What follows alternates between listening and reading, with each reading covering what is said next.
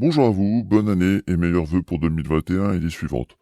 Oui, j'ai la fâcheuse tendance à oublier ce genre de protocole mondain, alors je prends de l'avance au cas où.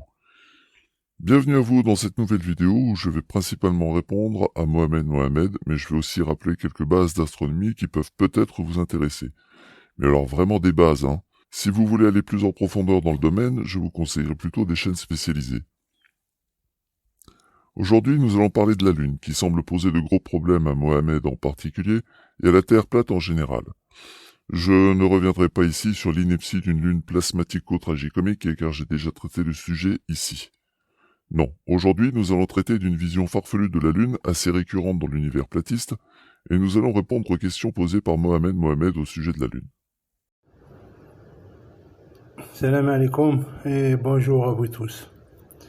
Voilà Herman, la vidéo comme promis que tu m'as demandé. Alors sur mon calendrier, comme on peut le voir, je l'ai daté et comme vous le savez tous, le 29, nous avons le dernier croissant de lune qui se dirige vers ma gauche. Mais ce qu'il faut savoir, c'est que 4 jours plus tard, c'est-à-dire le 30, plutôt 3 jours plus tard, le 30, le premier et le 2, eh bien le croissant de lune va se diriger sur ma droite. Alors, dans mon calendrier solaire, lorsque je compte 1 jour et 2 jours, je comprends que le soleil ne s'est décalé que de 2 minutes. Alors, voilà les deux croissants de soleil, c'est-à-dire celui-ci, le 29, et celui-ci, le 2. Alors voilà votre globe, et la caméra, comme toujours, fait office du soleil. Alors, lorsque ce croissant de lune, je ne sais pas comment il tourne votre globe, mais peu importe, vous le ferez tourner comme vous voulez, mais ça reviendra au même. En principe, il tourne dans le sens contraire d'une aiguille. Donc, lorsque ça tourne, votre globe, le croissant de lune, il se dirige bien vers ma gauche, et là, vous dites que c'est le soleil qui l'éclaire. Alors, 4 jours plus tard, comment votre soleil fait pour éclairer ce croissant de lune qui se dirige vers la droite, alors que le soleil ne s'est décalé que de 2 minutes, et en 2 minutes, je ne comprends pas comment votre soleil peut éclairer 3 jours avant la lune du côté gauche, et 3 jours après, l'éclairer la lune du côté droit. Cela est impossible, et sur une terre plate, je n'ai pas besoin de l'expliquer cela. Parce que comme je vous l'ai dit, sur ma terre plate, eh bien, la lune fait ses phases toute seule et elle s'éclaire toute seule. Alors moi, ce que j'aimerais bien, c'est que vous me répondez sur votre globe ce phénomène bizarre, même impossible, que 3 jours plus tard, le soleil arrive à éclairer la lune d'une face opposée à il y a 3 jours. Cela, logiquement, même pas besoin de calculette, est impossible. Voilà, alors je t'ai donné mon avis de pourquoi la lune ne peut pas être éclairée par le soleil, et cela, vous ne pouvez pas le nier non plus, mais comme vous acceptez aucune vérité, je sais que vous allez faire encore des calculs pour expliquer l'inexplicable. Alors, pour expliquer l'inexplicable, j'ai fait vachement compliqué. J'ai ouvert Blender et j'ai fait une animation qui reprend exactement les données officielles. Alors, j'ai configuré mon animation comme suit. Une seule source de lumière, le soleil. Bon, j'ai quand même configuré un world très léger en bleu nuit, afin de faire ressortir la lune sur le fond de l'image. Mais si j'enlève le soleil, plus de lumière pour éclairer la lune. La Terre est en révolution autour du soleil en 365 jours. La Terre est en rotation sur elle-même en 24 heures. La Lune est en révolution autour de la Terre en 29 jours. Une image est prise toutes les 30 minutes. 3 caméras, la première est fixe, à 45 degrés de latitude nord et orientée vers le sud. Elle est en mode panoramique, ce qui correspond à un fisheye. La seconde est placée à l'extérieur du système et est configurée pour toujours fixer la Terre. La troisième est en orbite héliosynchrone. Elle se trouve au-dessus de la Terre, mais elle est toujours en position entre la Terre et le Soleil. Et elle est aussi en mode panoramique. Première séquence. Caméra 2 pour voir ce qui se passe en extérieur.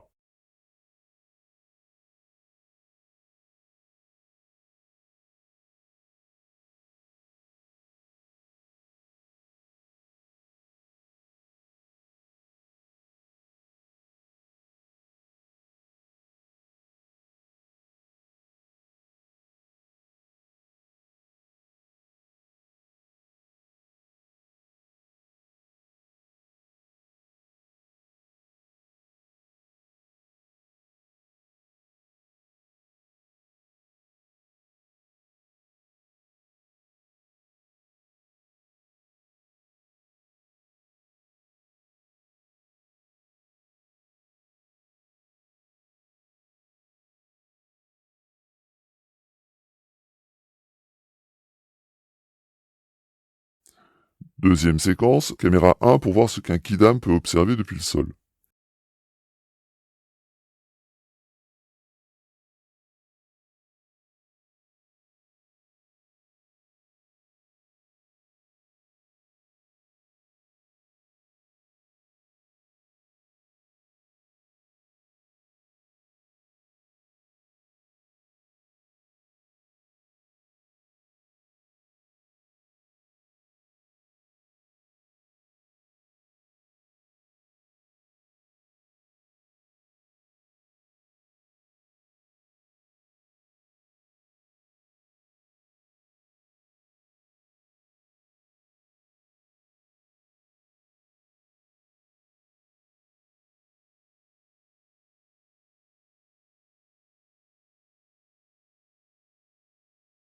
Troisième séquence, caméra 3 pour bien comprendre comment, en 3 jours, le Soleil peut éclairer 2 quartiers différents de la Lune. Dans la vraie vie, si vous prenez le temps d'observer la Lune, vous pourrez remarquer que le premier et le dernier croissant ne peuvent s'observer qu'autour du lever et du coucher du Soleil.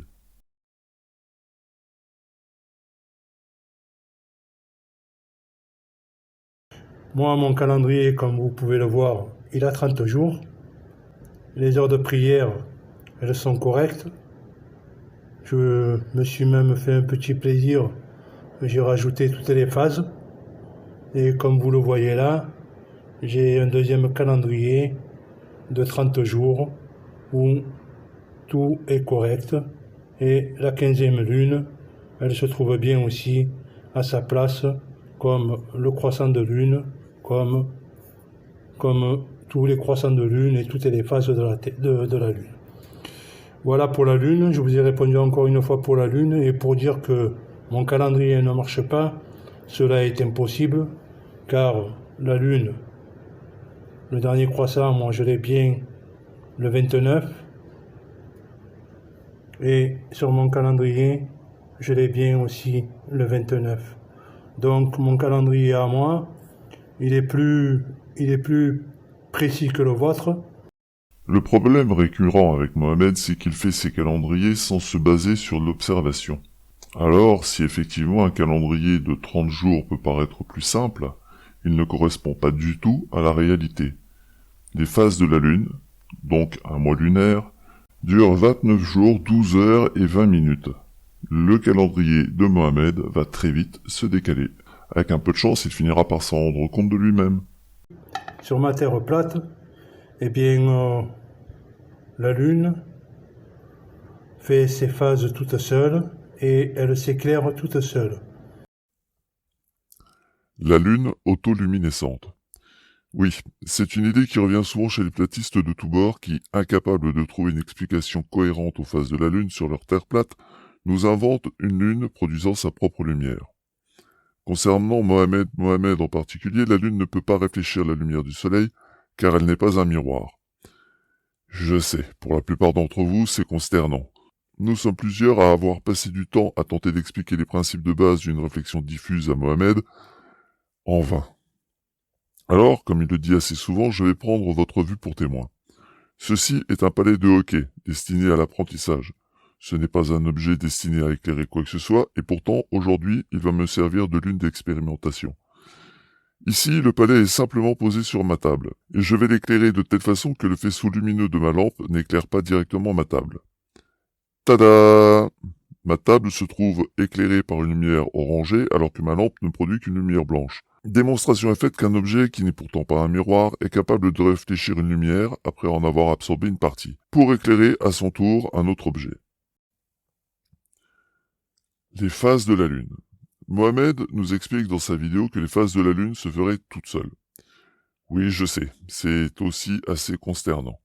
Mohamed tente d'invalider le modèle classique de l'astronomie pour nous vendre une terre plate de son cru, et pour nous expliquer les phases de la Lune, il se contente de nous dire ça. C'est un peu léger comme démonstration. Pour que cette idée puisse avoir une chance d'être acceptée, il faudrait être en mesure d'expliquer et de démontrer la source d'énergie de cette lumière propre à la Lune et la façon dont cette lumière est produite. Le fonctionnement des phases de la Lune. Pourquoi la Lune s'éteindrait durant les éclipses de Lune? Pourquoi les ombres, visibles aux abords des cratères, changent avec les phases de la Lune? Que Mohamed se rassure, je n'ai jamais vu aucun platiste apporter la moindre réponse cohérente à ces questions. Je n'en attends donc pas plus de sa part. Dans la vraie vie, sur notre globe, les phases de la Lune s'expliquent très facilement en fonction de la position de la Lune par rapport au Soleil du point de vue de l'observateur. Alors, pour comprendre et pour savoir où se trouve cette lune et quand elle apparaîtra, alors voilà, ça, c'est les 24 heures que la lune parcourt, et ça, c'est les 24 heures que le soleil parcourt. Parce que, comme je vous ai dit, la lune fait un tour en 24 heures et le soleil pareil. Le commun des mortels répondrait que dans ce cas, les phases de la Lune ainsi que les éclipses ne seraient pas possibles. Mais nous l'avons vu plus tôt, Mohamed ne s'embarrasse pas de ce genre de considération. Alors observons la Lune pendant 4 jours à heure fixe. Ces 4 photos ont été prises à l'aide de l'application Dioptra, les 8, 9, 10 et 11 janvier. Première photo prise le jeudi 8 janvier 2021 à 8h07. Pourquoi cette heure? J'ai vu la Lune pour la première fois depuis un bon mois, j'en ai profité avant que le ciel nuageux ne me la cache. J'ai eu la chance de pouvoir réitérer cette observation les 3 jours suivants à la même heure. Deuxième photo prise le 9 janvier 2021 à 8h07. La Lune est en retard de 13 degrés par rapport à la veille. Troisième photo prise le 10 janvier 2021, toujours à 8h07. La Lune est à nouveau en retard de 13 degrés par rapport à la veille. Quatrième photo prise donc le 11 janvier, toujours à 8h07. Pour cette photo, j'étais obligé de prendre un peu de hauteur car la Lune était trop basse sur mon horizon urbain, pour être vue du même endroit que les 3 autres. J'ai pu anticiper la chose en observant la courbe qu'effectuait la Lune sur mes 3 premières photos. Néanmoins, je n'ai réussi à trouver la Lune que parce que j'avais déduit des 3 premières photos qu'elle se trouverait à l'azimut 151 degrés.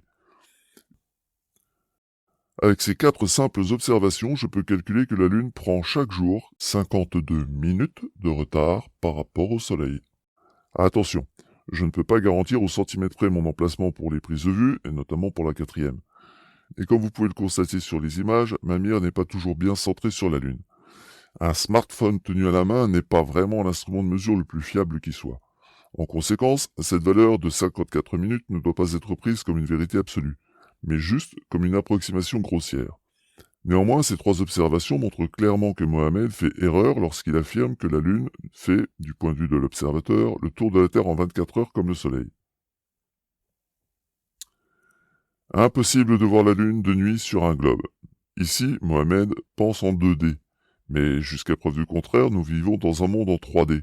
La Terre tourne autour du Soleil dans le plan de l'écliptique, et la Lune tourne autour de la Terre avec une inclinaison de 5,145 degrés par rapport au plan de l'écliptique. Comme le Soleil fait 1,4 million de kilomètres de diamètre et que la Lune orbite autour de la Terre à 380 000 km de distance, il n'y a aucune incompatibilité à voir la Lune de nuit. Ensuite, les phases de la Lune ne dépendent pas de la position de la Lune par rapport à la Terre, mais de la Lune par rapport au Soleil vu depuis la Terre. Et j'ai gardé la meilleure pour la fin. L'année solaire ne ferait que 360 jours. 180 fontaines représentent 180 jours pour les 6 mois de déclinaison, c'est-à-dire ici. Et ensuite, les 180 fontaines dont le parcours refait courir, le soleil reparcourt, ça fait 360 jours. Alors je vais être franc, ici je n'ai pas de preuves immédiatement sous la main à vous montrer pour rejeter cette affirmation. Il y a des choses qui vous semblent acquises jusqu'à ce que, à la stupeur générale, quelqu'un vienne vous raconter une version différente. Alors, une simple expérience permet de démontrer que l'année solaire comporte bel et bien 365 jours. Placez un gnomon là où vous pourrez l'observer facilement. Notez la date et l'heure de votre observation, le plus simple étant midi heure solaire, et repérez l'ombre du gnomon.